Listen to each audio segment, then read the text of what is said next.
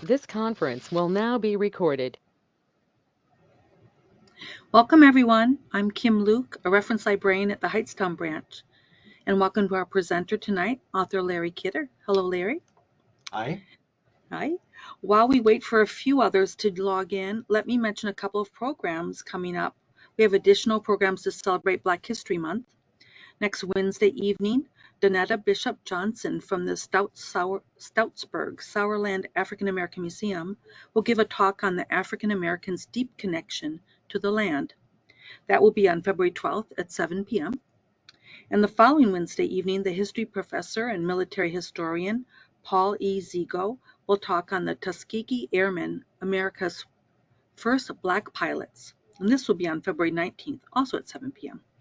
Both programs are virtual, and you can register on our website. All right, let's get started.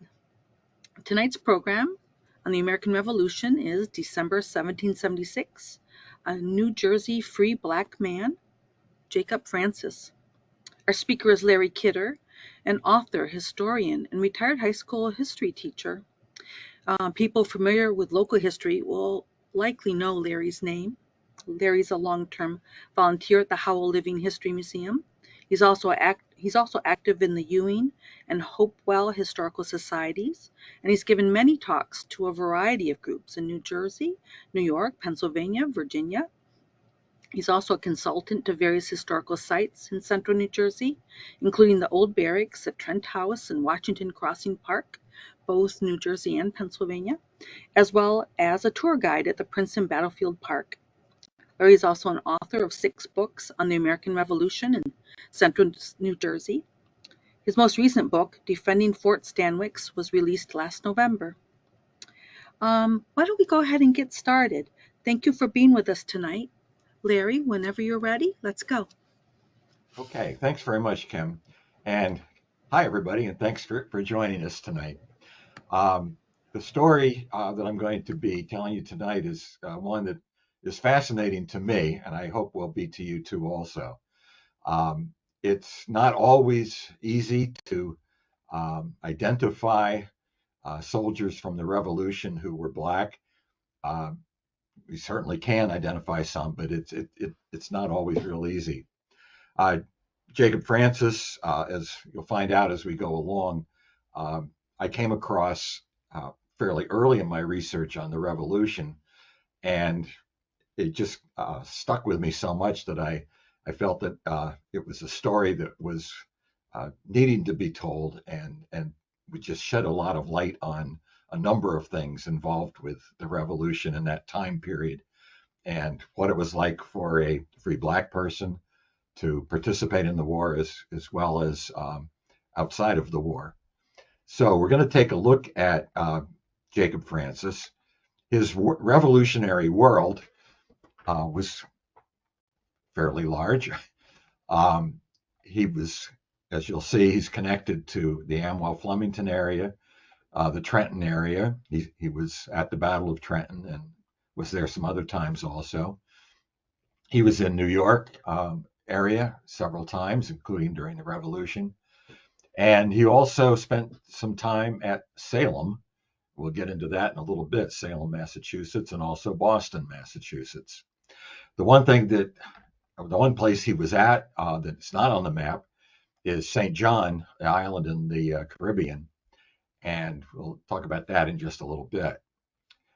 The flags that you see there are the three, at least 3 flags that he lived under. He was born under the British flag in 1754. He served in the Revolution with the Continental flag, the middle one, and then the American flag when he passed away in 1836. And I think I have the right number of stars there for that. But anyway, who was this guy? Who was Jacob Francis? Well, he was a free Black man born on January 15th, 1754, in Amwell Township in Hunterdon County, New Jersey. Now, just that information might seem, um, are we sure? There's not a whole lot of birth records for Black people at that time. Um, I mean, even white people, it's a little risky sometimes to find stuff, or difficult to find stuff. But we know precisely January 15th, 1754. We don't know his mother's name, first or last. We don't know his father's name. We don't know if he had any siblings. We don't know much about this guy except his name and that he was born on a particular date. We're going to learn about his life because he's going to tell us about it in many ways, as we'll find out. But he never, in any of his writings, actually more dictations because he was not literate, never does he give his mother's name, father, or siblings. So that's a really interesting situation. The one thing we do know, and again, we know this from him, he was indentured out as an indentured servant to a local farmer until the age of 21. He was probably, what I want to say, indentured at a pretty young age. And let me go back to that a bit. Yeah. I just want to get in the fact that in his indenture, if you know how that works, it's not like slavery, because slavery is for life. Indentured is you give up the right to your time and to what you're going to do with your time. You give up that until a particular age, in his case, age 21. He was probably more like about 8 to 10 years old when he was indentured. And he was indentured to a local farmer in the Amwell area. And because that farmer had purchased his time to age 21, when he decided he didn't need Jacob working for him anymore, he sold the rest of his time to age 21 to another farmer. Well, Jacob went through 5 different men who owned his time to age 21. And it was one of those men who took him to St. John in the Caribbean, and then who also took him to Salem, Massachusetts, as we'll see. Now, during his lifespan, he's going to be involved in a number of revolutions, probably, but at least 2 that I want to identify or emphasize. One was certainly the American Revolution that created our country. He was very, very involved with that and very proud of his involvement in that.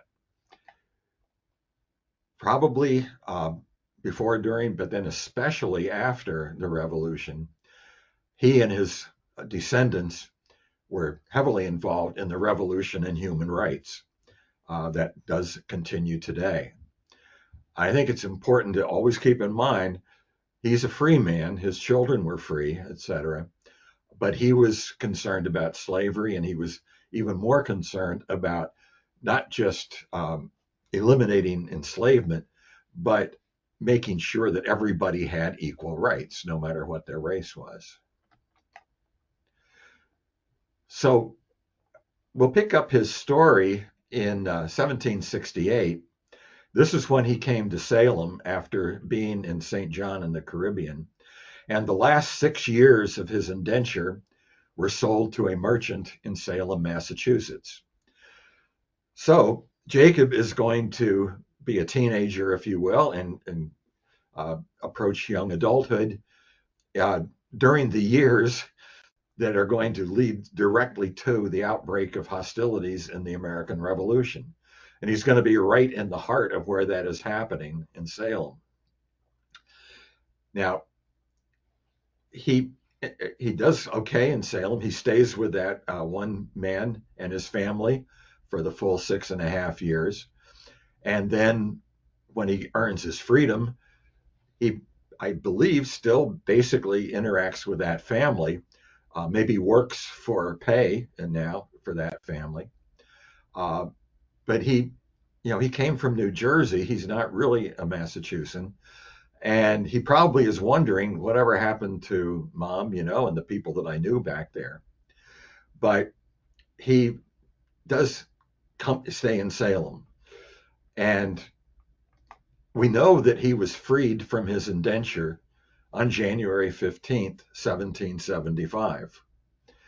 And that's in many ways how we know when his birthday was. Because if you know about indentured servants, you know that they are under contract, and that contract indicates what day they are to end their indenture and become free once again. And that was January 15th, 1775. And since that was his 21st birthday, we know when he was born. No birth record for him, but his indenture information lets us know his birthday. So that explains how we know that about him. Now, as he's kicking around Salem trying to figure out what to do, obviously it's going to be the conflict at Salem and Concord, Concord and in the middle of Massachusetts there. I'm having a brainstorm here. Lexington and Concord. And also Bunker Hill and the beginnings of the formation of the Continental Army and all of that. He's very well aware of all of that. And he apparently decides that he wants to join the Continental Army. However, on October 8th and 23rd of that year, Washington and the Continental Congress agree that they're not going to enlist black men, free or enslaved. And some have already been enlisted, and they want to kind of get them out of there, but certainly not, recruit anymore. However, believe it or not, in late October, we don't know the exact date, but Jacob says it was right at the end of October, he enlisted in the 16th Continental Regiment of Colonel Paul Dudley Sargent. Sargent was a man whose family had connections to Salem. He may have known who his colonel was. There may be probably other men in that regiment who came from the Salem area. They may have actually put up a good word for him, to allow him to become enlisted. I would just say at this time, black men did earn enlistment for very good reason. The Continental Army wasn't able to get enough white men. And so recruiting officers in order to fill up their companies and regiments sometimes bent the rules or disobeyed the rules and enlisted black men. And just so you know, they did well. They were very glad to have them once they got them. Now, when he got to the Army, it's going to be at Boston. And he's going to be stationed near the Inman Farm that you see highlighted here. That was where the headquarters were for the Army. And because his regiment is going to be camped out really in that area, they're going to wound up doing a lot of creating of defensive positions, redoubts, trenches, things like that at Leshmere Point and the Phipps Farm, right on the shore of the Charles River, right across from downtown Boston. So he's going to be right in the thick of things in the siege of Boston. When the British are finally forced out in March of 76, his regiment is going to go into Boston and be stationed there for a little bit. Then they're going to be moved over to the Bunker Hill area near Charlestown. And then they're going to go to Castle William Island in Boston Harbor, and they're going to spend weeks there on guard duty before they're going to go somewhere else.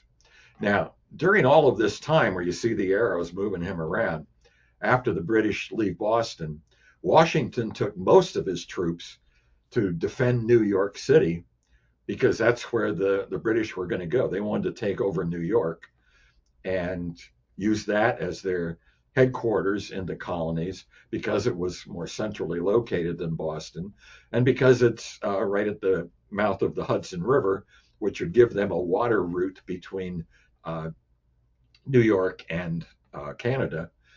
and troop movements be easier there, and they could kind of split New England off from the rest of the colonies. So all of these guys leave except for a few regiments, and one of the regiments left behind is Jacobs. So they left in March, and in July, he's still there. He's actually at Castle William at that point. And on July the 18th, he's not at Castle William. He actually has moved to Boston, and he hears the Declaration of Independence read aloud on July the 18th. And that's about a day before his regiment is going to leave Boston and go to New York.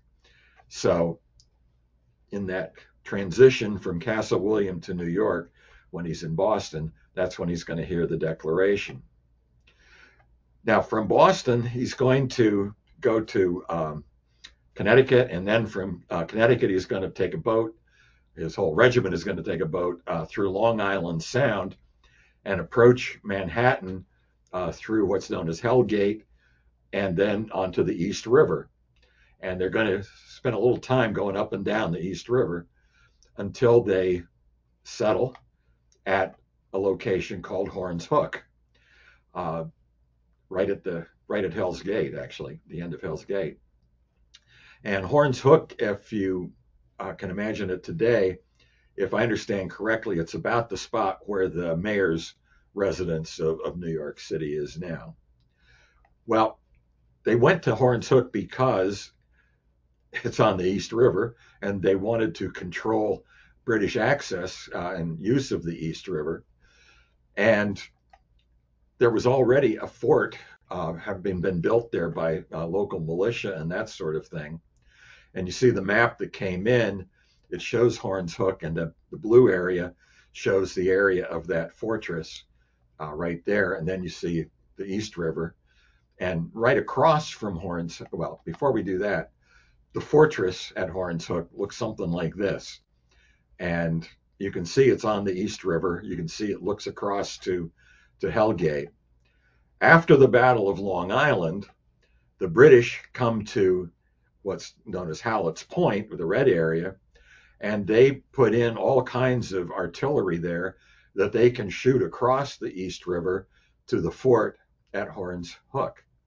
So much of Jacobs' experience in New York is going to be bombarding Hallett's Point while also being bombarded from Hallett's Point.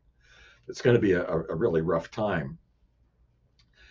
But it goes and it goes and it goes.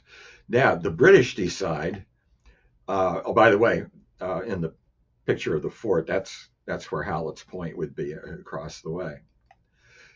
Now, the British decide to go north on Manhattan Island after they take over the lower part, the part where the city of New York is. And they're going up to the very northern end of the island. And at that point, the Americans are kind of retreating out of New York City and retreating up the island. And one of the retreats is going to be Sargent's regiment that Jacob belongs to. And they're going to take the route that I've outlined here with the arrow. And while they're doing that, the whole American army is going to be gathering itself into defensive positions in the blue area. And in the area right to the south of that occupied area, where you see the S in blue, that's where Sargent's regiment is going to be. So that's really the front line, if you will, of the American force. And that's where Jacob is going to be. While all this is going on, the British have been moving up, and the red area shows the area where they encamped. And in order to attack the Americans, they are going to send a group out, not the entire group, but a good portion of it. And in response, the Americans are going to send several regiments to take them on. And Sargent's regiment is going to be involved in that. And that's going to force the British back to their main encampment. So this is the Battle of Harlem Heights, and it's one of the few battles in that New York campaign where the British don't force the Americans to, uh, give up or, get off the field, move further away, anything like that. So it's basically a draw rather than a British victory. Uh, and it's also going to cause a delay in what both armies do. They're just going to kind of sit facing each other for a while until October, well over a month later. You can see the blue arrows show that the Americans are going to leave Manhattan Island, go up into Westchester County towards White Plains, and the British are then going to come after them. And on October 28th, there's going to be a battle at White Plains. Jacob is right in the heck of the midst of that. He writes, or he dictates later on, that I stood sentinel that night in a thicket between the American camp and the hill, so near the British lines that I could hear the Hessians in the garrison, which was between a quarter and a half mile from me. So imagine him, in an overnight sentry position where he can clearly hear the enemy, many of them speaking German, apparently. So he was definitely involved in that. Now, after the Battle of White Plains, which was basically another draw,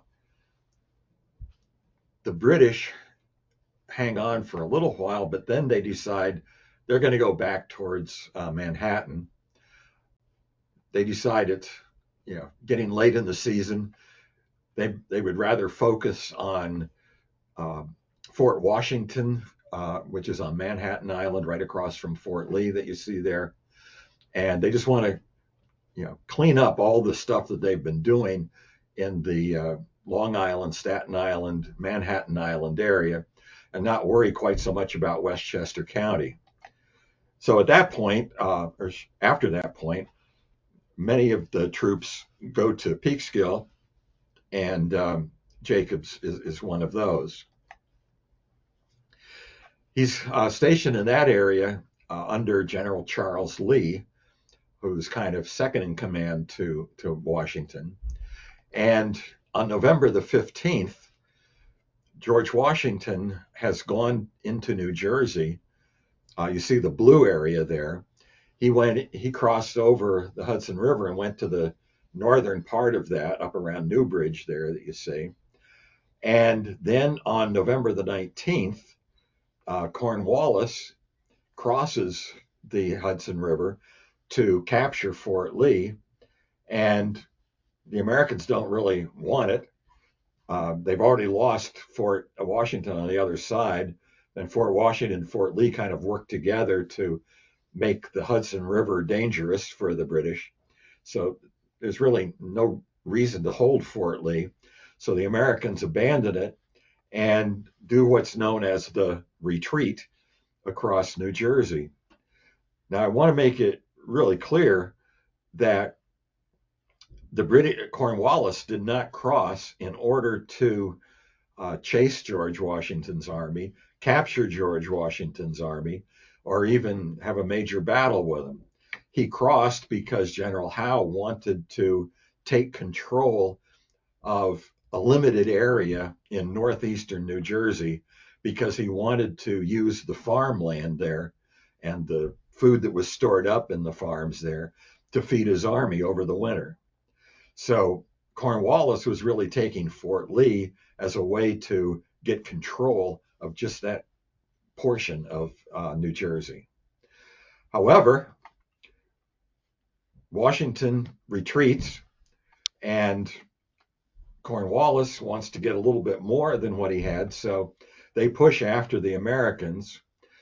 Cornwallis would have liked to have continued to chase Washington, but General Howe told him, you cannot go any further than New Brunswick. And that's where Cornwallis kind of catches up, if you will, with Washington on December the 1st at New Brunswick. He can't go any further. Howe has told him, you got to stay. But Washington goes ahead to Princeton and Trenton, and then between December 2nd and 8th, he crosses over into Pennsylvania. And by December the 8th, Howe has changed his mind and he allows Cornwallis to chase. So the situation you have in the first week of December is the British now controlling the whole central part of New Jersey, and George Washington's army over in Bucks County uh, across the Delaware River.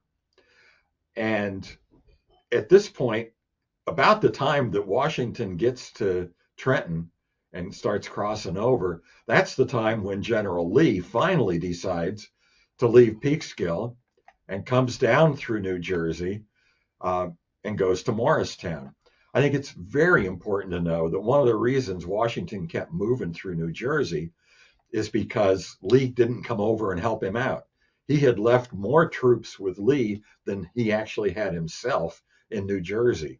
So he needed help if he was going to stand up to the British. Well, Lee wanted to save the revolution. He was going to allow Washington to lose New Jersey, then he wanted to get it back again. So even when he crossed over, he wasn't trying to really join up with Washington. He wanted to try to take on the British. However, he got himself captured just outside of Morristown and became a POW for the British. Well, at that point, his second in command, General Sullivan, decided that he was going to join up with Washington. He knew he was frustrated with Lee also. He wanted to get to Washington. So he continued across New Jersey, crossed over at Easton, and then came down Bucks County to the area where Washington was. So those areas that you just see now, that's Jacob. He's coming that way. Now, they're going to get there to join up with Washington about the 20th of December. Now, I think that Washington is going to cross the Delaware on December 25th.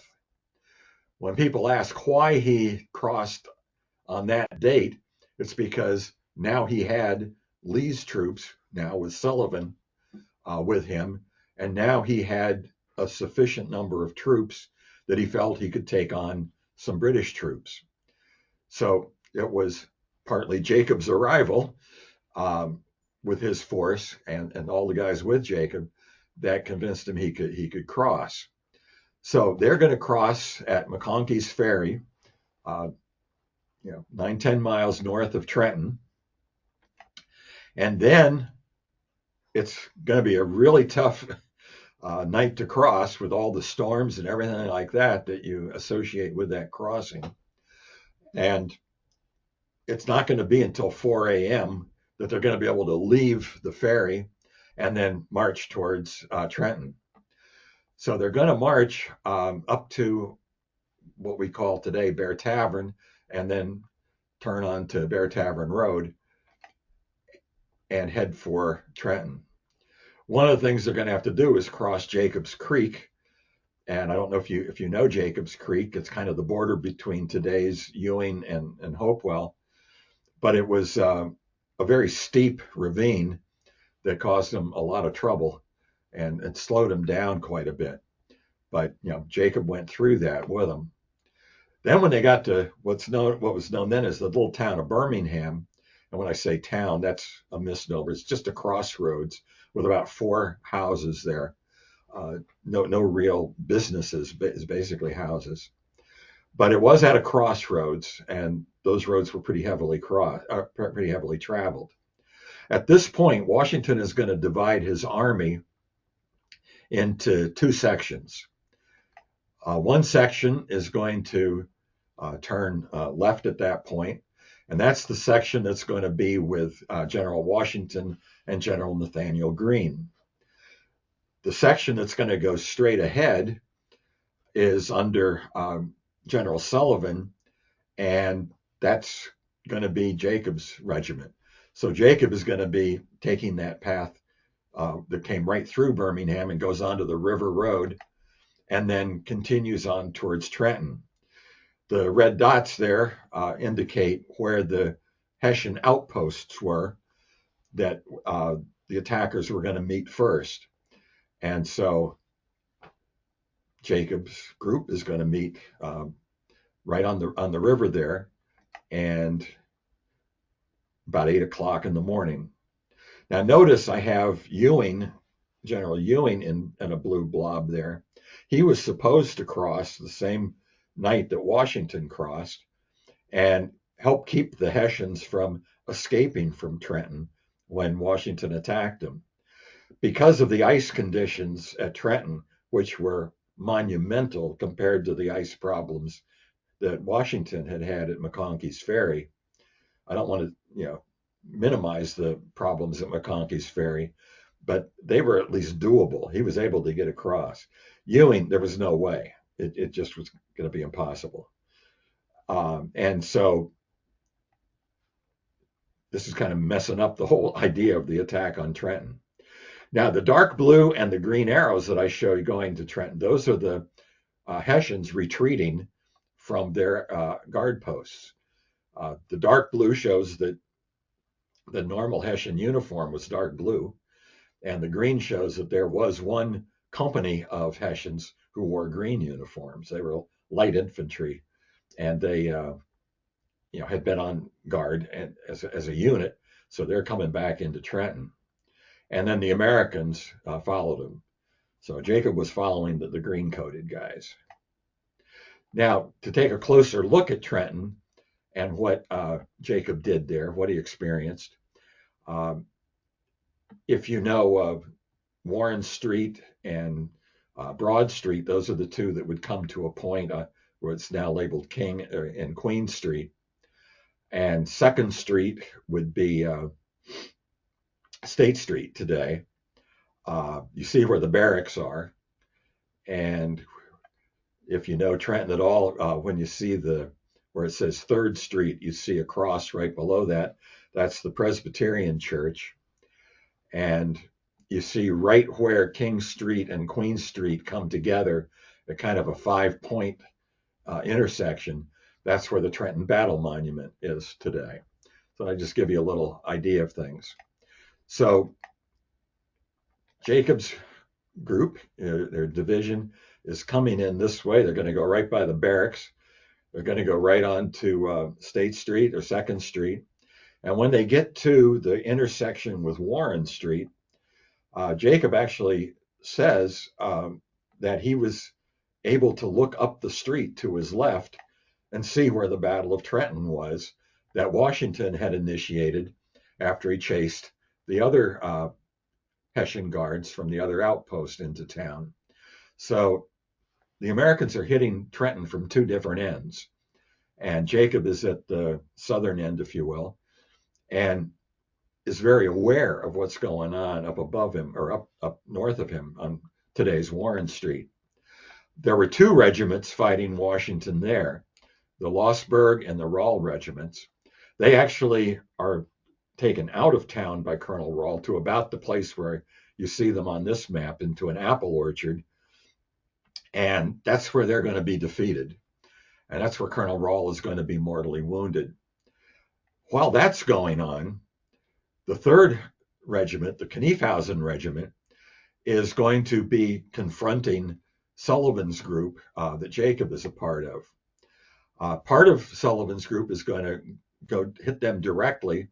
The other part, which is Jacob's part, are going to go down, go across the Assunpink Creek, and then go parallel the Assunpink Creek on Mill Hill.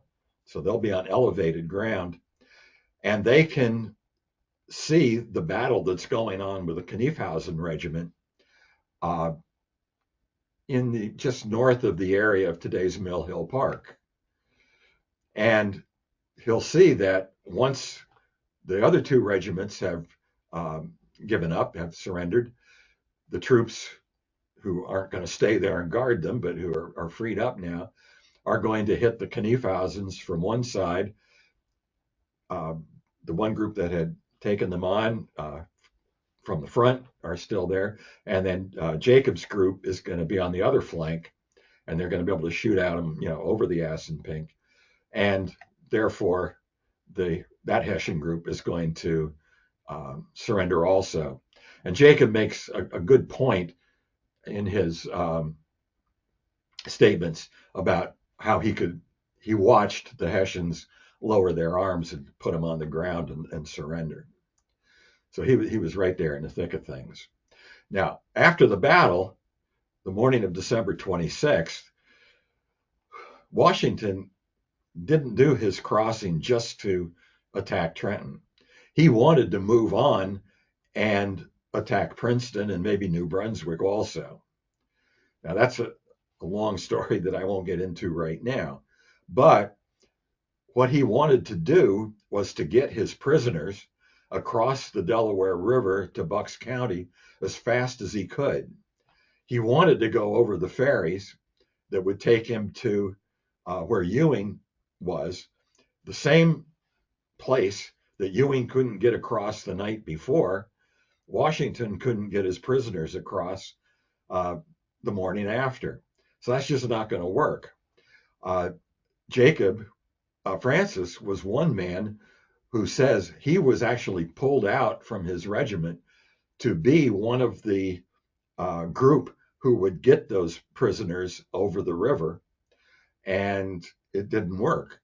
He claims that he got a couple of guys over, and there is some other evidence, some other accounts that indicate that maybe a couple got over, but then they gave up, and you see the blue arrows going back up the route to McConkey's Ferry and Johnson's Ferry, the same route that Sullivan and Jacob had taken overnight.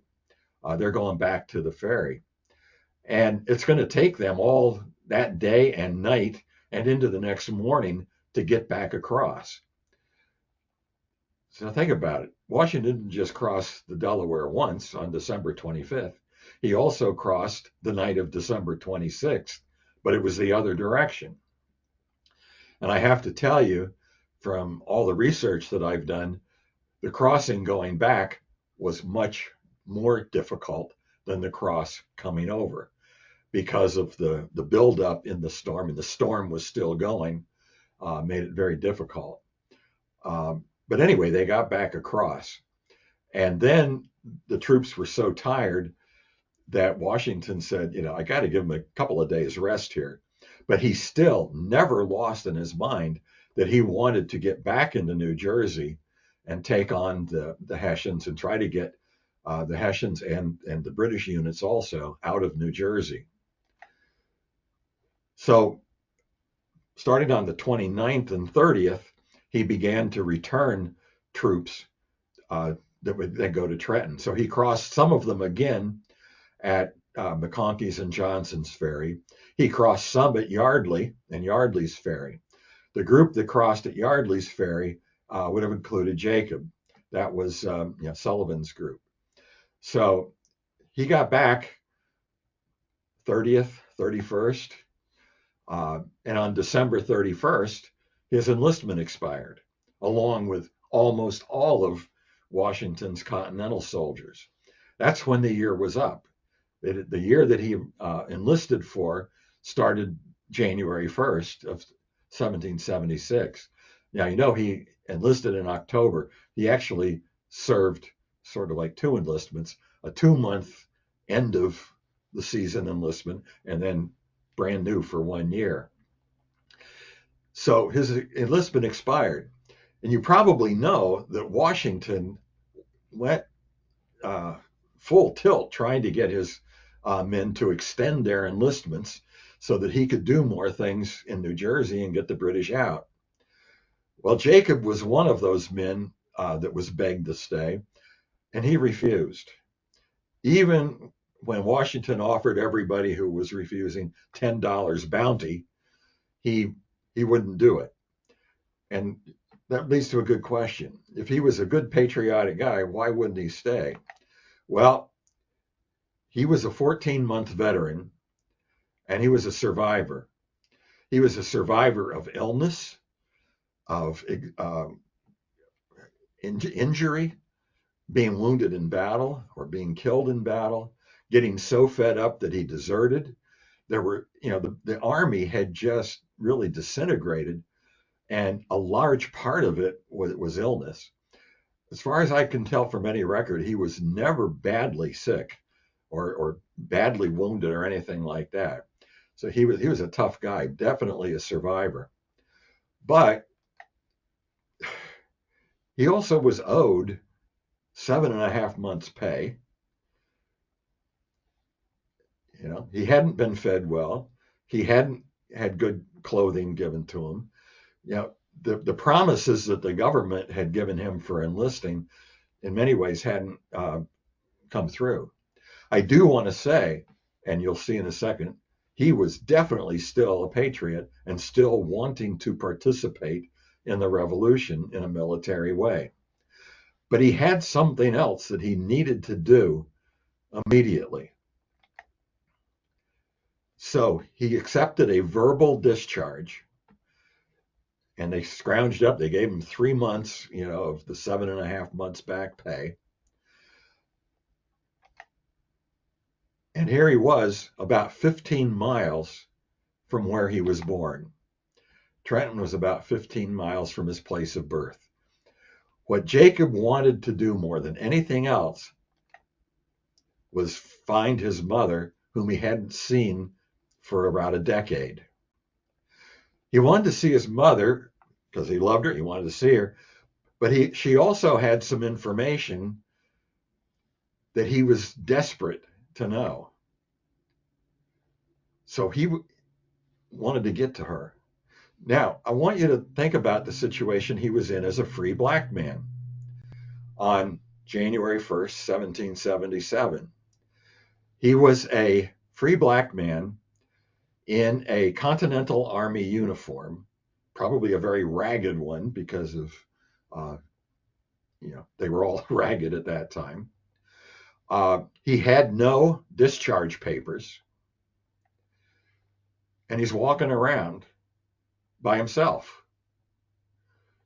What is a white person that he runs into between Trenton and Amwell going to think of a black man in an Army uniform without a written discharge?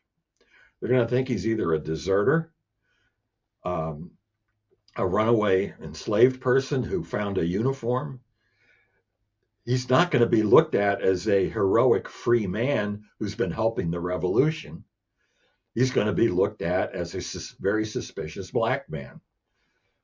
So, fortunately, he ran into the right people, I guess. There certainly were people in Flemington who probably remembered him from his indentured time there.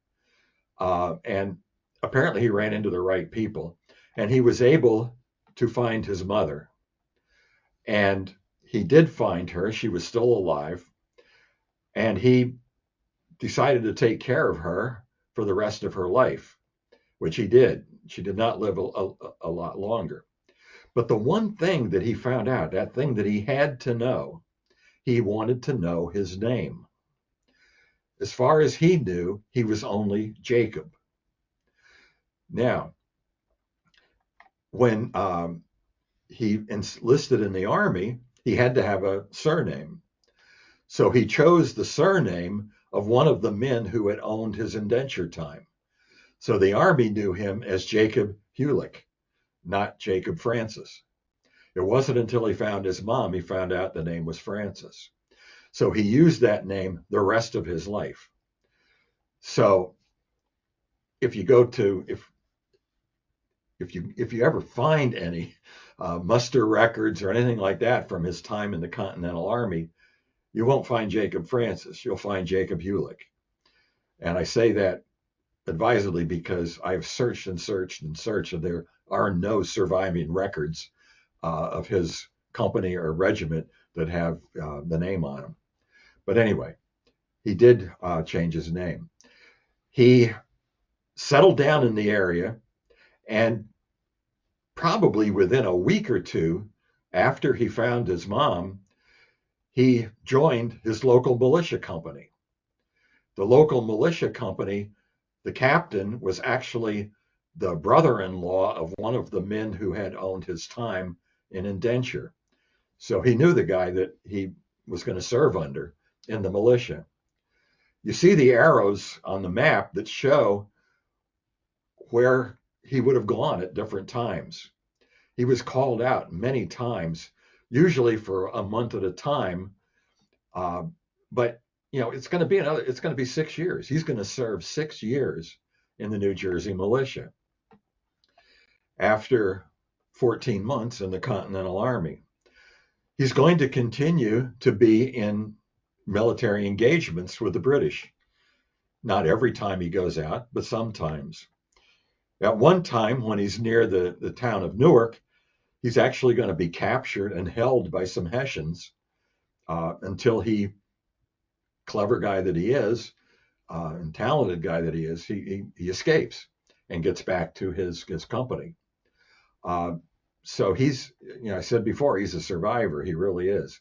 And I also have to tell you that the men in his militia company developed a great deal of respect for him. He brought to his militia company 14 months of professional experience as a soldier. Most of the guys in his militia company were farmers, craftsmen, merchants, people who had a regular full-time occupation who only served in the militia when they were called out, for short periods of time. They weren't that well trained. Some of them were not well equipped. So he kind of stood out in the crowd in his militia company. Now, he settles down to farm, and he does okay. Not great, but okay. His militia duty really, hindered him from doing really well economically. But in 1789, the same year as the Constitution, the same year that George Washington becomes president, Jacob is 35 years old and he wants to start a family. He's still single. He married an enslaved woman, 23 years old, named Mary. We don't even know her last name, okay? The man who enslaved her was named Nathaniel Hunt. And Jacob got to know Nathaniel Hunt, and as well as Mary. And Nathaniel Hunt sold Mary to Jacob on their wedding day. So on their wedding day, which we don't know exactly when it was, Jacob Francis, free black man, became Jacob Francis, slave owner. His wife, Mary. Now, that didn't last long. He freed her. He freed her very quickly. The reason Nathaniel Hunt had sold her to Jacob, rather than just free her himself and then allow her to marry Jacob, is because if he freed Mary, he was economically responsible for her for the rest of her life. She would never have to go on welfare. Nathaniel Hunt would take care of that. If he sold her to Jacob, then Jacob was responsible for her economically the rest of her life. So I have a feeling the sale price on Mary was, a penny or something, just enough to show that she had been sold to Jacob. Well, her marriage to Jacob didn't take her totally away from her former owner, Nathaniel Hunt. Nathaniel Hunt kind of looked at her almost like a father rather than a slave owner. Jacob and Mary are going to have 6 children, and 2 of their boys are going to have either the name Nathaniel, one of them, or one of them is going to have the middle name of Hunt. So there was apparently a pretty close relationship between Jacob and Nathaniel, a free black and an enslaving white man. So it's really an interesting situation. But about 1801, Jacob became a landowner of a 115-acre farm near Flemington. So he appears in the tax records in 1802 and 1809 as Jacob Francis, clearly identified, as you see here, as a black man and owning 115 acres. I believe that was probably the farm that on an 1851 map is shown as the property of his son, Nathaniel Francis. Again, Nathaniel named after his mother's former slave owner, Nathaniel Hunt. And Nathaniel had a family. He lived on that farm the rest of his life. 1851, of course, is long after Jacob and his wife Mary have died. So the Francis family stays in that area. To get back to Jacob, in the year 1826, he's actually living in the town of Flemington. You can see the yellow area there shows the house where he and Mary were living and running a ginger cake and root beer shop. Okay. They're living where that line points to the little box at the corner of Church Street and Main Street. That was a house owned by the Baptist church that Jacob and Mary belonged to, and they rented their house from the Baptist church. Across the street from them was a newly established school, the Flemington Academy, which was a private school for white kids. It's my humble opinion that Jacob and Mary became very much a part of that school and talked the school leaders and teachers into providing an education for their Black children. I think it's important to know that the history of that Flemington Academy was written in the 1890s, long after Jacob and Mary. It was not a book, it was just a magazine article. It's all about who the head of the school was, who the main teachers were, some of the students who graduated and did amazing things, things like that. It was only a few pages long. In among all that, though, was 2 paragraphs about Jacob and Mary and their ginger cakes and root beer. So, and how the school utilized that and became friendly with them. So I have a feeling that they were able to get their kids educated even when there was no school that allowed Black kids.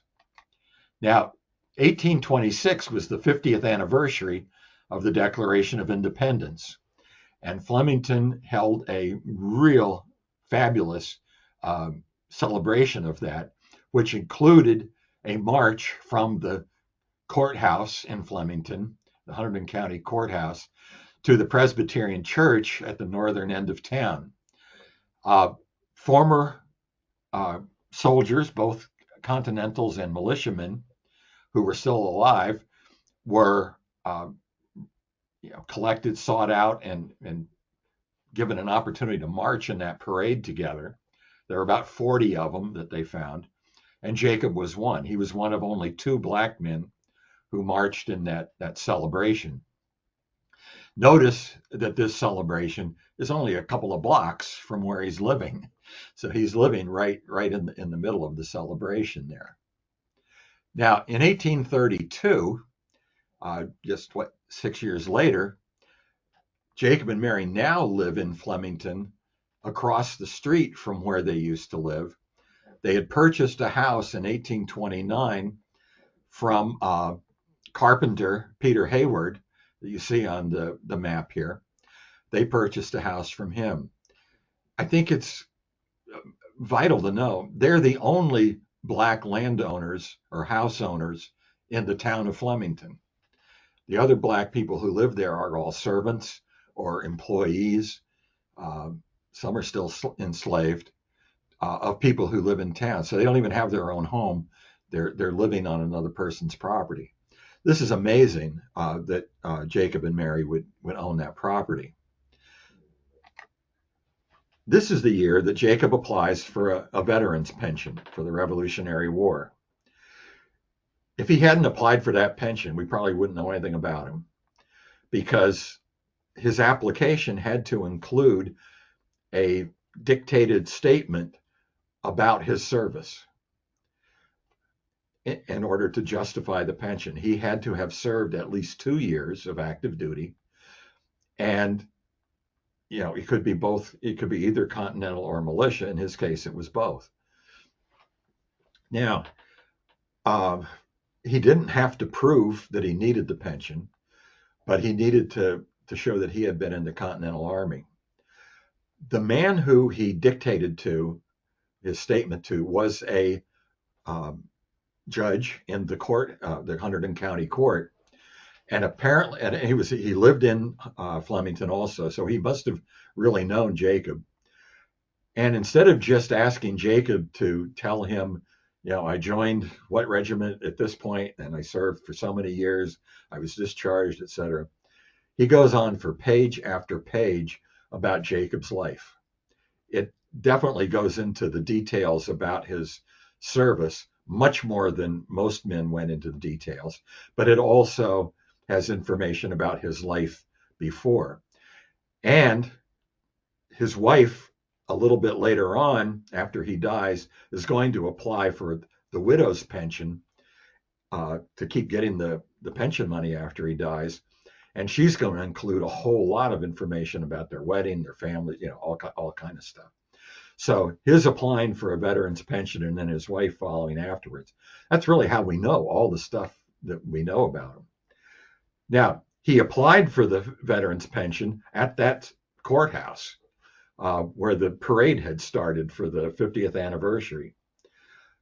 However, it wasn't the same courthouse. The courthouse that he applied for his pension in had been built in 1828, between that celebration and his applying for a pension. Interesting that the records for the construction of that courthouse list as laborers several members of the Jacob Francis family, several of his sons.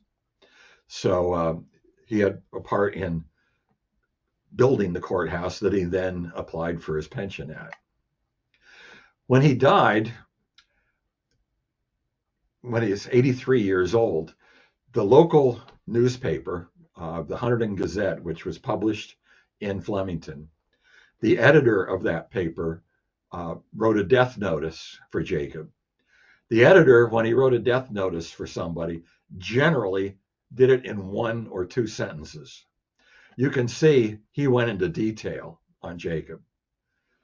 He talked about him being a member of the Baptist Church for so long.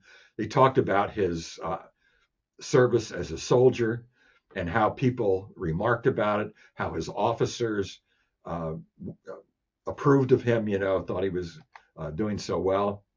And as he says, Jacob was deservedly respected by all who knew him. Now, does this sound like a white man talking about a black man in the 1830s? I don't think so. It's amazing. Now, why did Jacob enlist in the army that he was, eulogized for at his death? His son Abner, whose middle name was Hunt, he's the other one that was named after the former enslaver of his mother. He became an abolitionist and worked with Frederick Douglass. He had to be well educated for that. He wrote beautifully, and he served as secretary for abolitionist meetings and that sort of thing.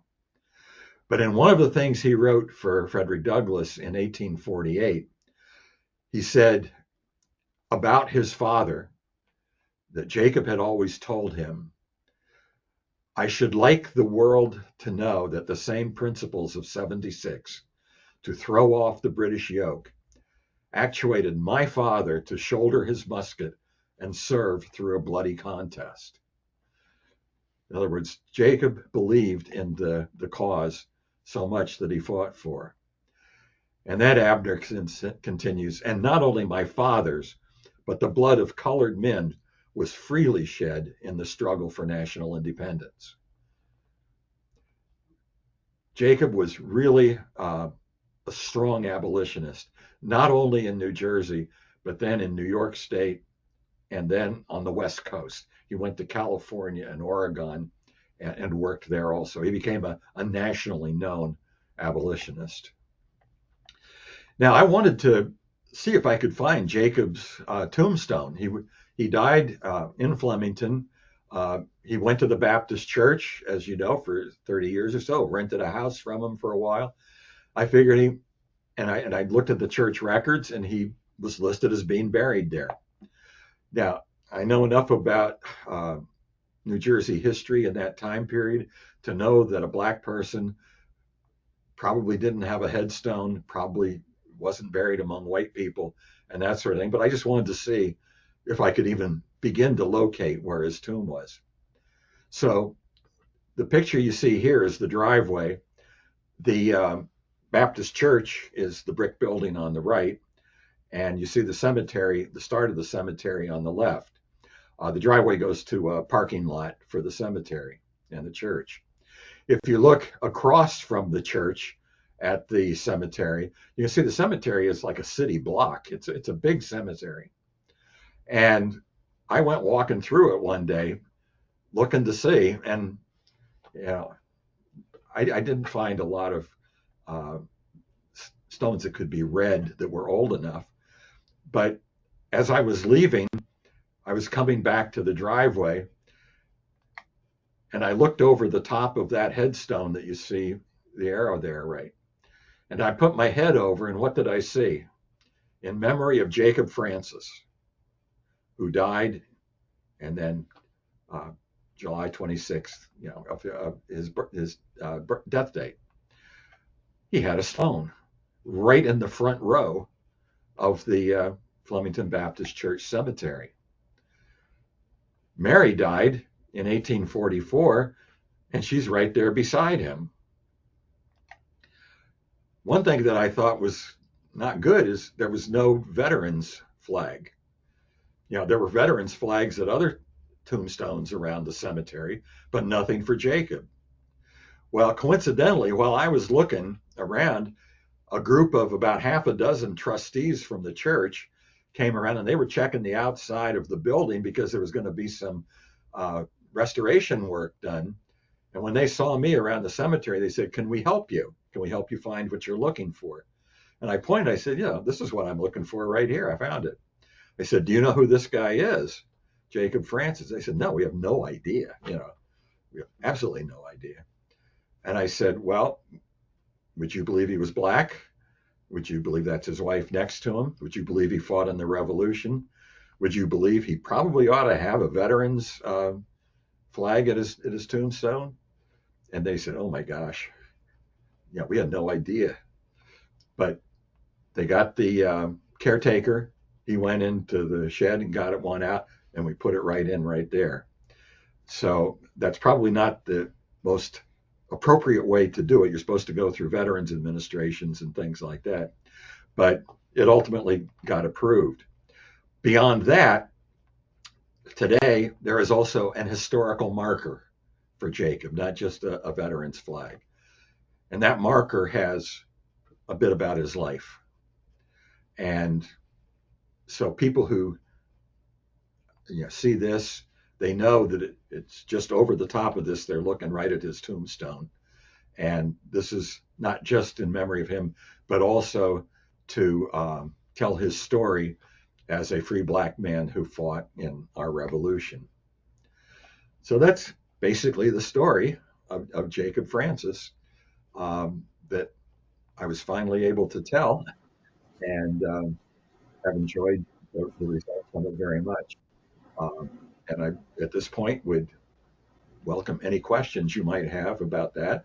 These are some of the other books that I've written about the revolution. Thank you so much, Larry. Everybody, you're welcome to add any questions to our chat. You'll find a little thought bubble, maybe two little thought bubbles up in the right-hand corner. Click on that and you'll be able to write your questions in. And while we're waiting, I thought that was very cool that you could find his gravestone. Yeah, and you were able to help with the American flag being placed there. Yeah, it was. I can't tell you how surprised I was to see the tombstone. It also came when I found the tombstone. It was shortly after I had read a book called "If These Stones Could Talk," and it was written by two friends of mine who live in Hopewell Township, who are black and who are associated with Black history. And they had written this book about their ancestors and Black people who lived early on in the colonial period and on up towards the present in Hopewell. And again, if these stones could talk, referred to their family. But when I put my head over and I saw Jacob Francis there, my first thing was surprise that there would even be a tombstone. But the second thing I thought was, this stone's got to talk. That's how I wrote the book. Oh, excellent. I haven't seen any questions yet, but I'm seeing lots of thank yous. Thank you for on this stunning story, and it's an excellent story and excellent storytelling. Definitely. You're very thorough, and it's such an interesting story. Yeah. He had apparently a successful life after the war too, with marriage and parenthood, and Yep. and Yep. had a local business and was a homeowner and lived a long life. And really being accepted in the community, in a white community. Um, I have to tell you, when he was uh, living in Flemington in the 18 teens and 1820s, the church that he belonged to, that Baptist church, the minister was an abolitionist, but the type of abolitionist who said, free the slaves and send them back to Africa. Mhm. And Mhm. Jacob had to live with that, and his kids had to grow up hearing the minister say, send them back to Africa. And I think that's one reason his son Abner became such a uh, big abolitionist, because he wanted to be an abolitionist the other way. Yeah. Yes, Mhm. free the slaves, but then give them equal rights, Of course. and that kind of thing. And that's what he dedicated his life to. I see two questions popped up. Someone's asking, how long did your research take in this book, for this book? Well, the research stretched out over a pretty long period of time. Um, if you see the four books uh, in the picture, also if it's still up, "A People Harassed and Exhausted" was a book I wrote about the Hunterdon County militia and the Revolution, and I wrote it about the militia regiment that drew men from what are today Trenton, Ewing, and Lawrence Township, and that was part of Hunterdon County back then. Jacob, of course, didn't live in that area. He lived in Amwell, which was the third Hunterdon regiment, not the first. But because the regiments every once in a while got mixed up, I ran into his name uh, and looked him up and looked for his pension application, and then found out, wait a minute, he's from the wrong regiment. I can't use him in this book about the first regiment.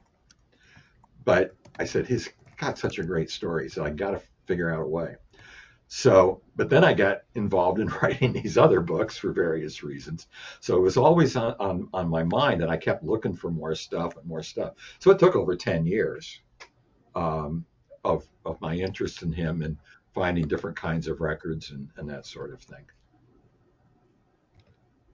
Yeah, it's really terrific that you could find his records with his pension or because of his pension. Yeah, and Um, I did a lot of work at the New Jersey State Archives. They were very, very helpful for getting things like the tax records, the land record, things like that. Um, and we have his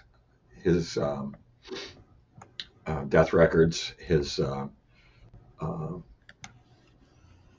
his will, okay, who he gave things to in his will and all of that, which also has some real interesting stories. Just one real quick. One of his daughters is listed in his will as the daughter of Mary. Actually, the daughter of my beloved wife, Mary, is the way it's phrased.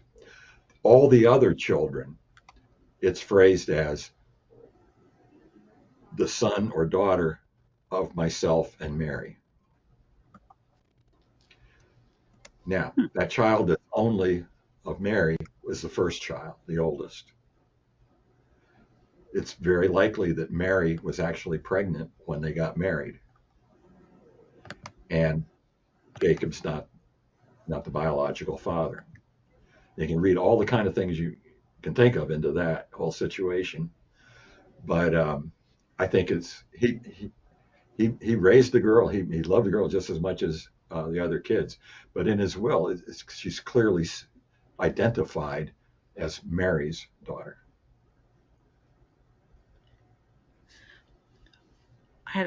I had a couple more questions. Somebody was asking when he was indentured, his last name was Hewitt. Is that right? When he was indentured, he didn't have a last name. It was just Jacob. Where did we hear Hewitt?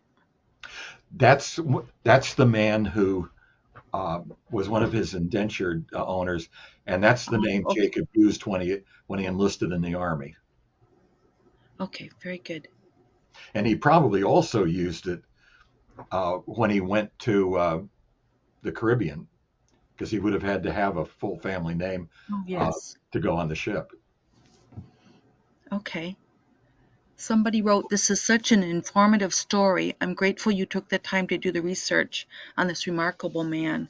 You're a wonderful storyteller. Thank you so much." Good. Well, thank you for having me. I really enjoyed it.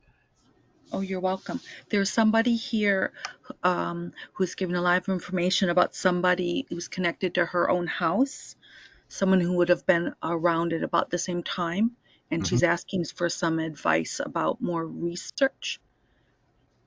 And maybe I can share her email address with you later.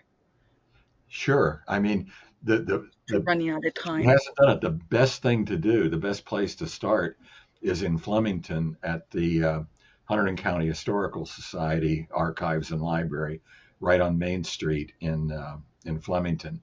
They have a tremendous collection, Oh, and very from good. that, then you can branch off and maybe use the state archives and that kind of. But I would definitely start in right there in Flemington.